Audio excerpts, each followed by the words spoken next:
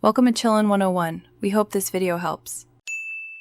In this video, I will explain how to make delicious potato soup. To begin, let's gather our essential ingredients. You'll need about 2 pounds of starchy potatoes, 1 medium onion, and 2 stalks of celery. Don't forget 4 cups of your favorite broth, 2 tablespoons of butter, 2 tablespoons of flour, and 2 cups of whole milk. A little salt, pepper, and fresh thyme will complete your pantry list. Now that you have your ingredients ready, let's start the preparation.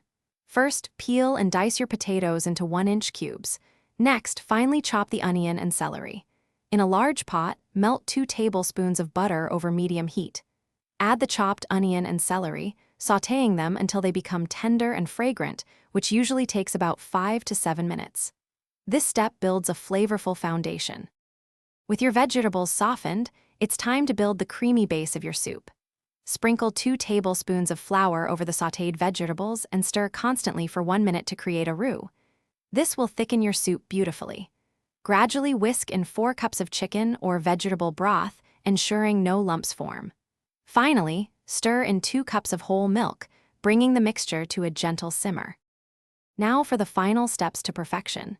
Bring your soup to a gentle simmer and cook until the potato cubes are fork tender, which typically takes about 15 to 20 minutes. Season generously with salt, freshly ground black pepper, and a pinch of fresh thyme to taste. Before serving, you can mash some of the potatoes for a thicker texture. Garnish with fresh chives or crispy bacon bits for an extra touch of deliciousness. Enjoy your homemade potato soup. Thanks for watching. Consider subscribing if we helped you.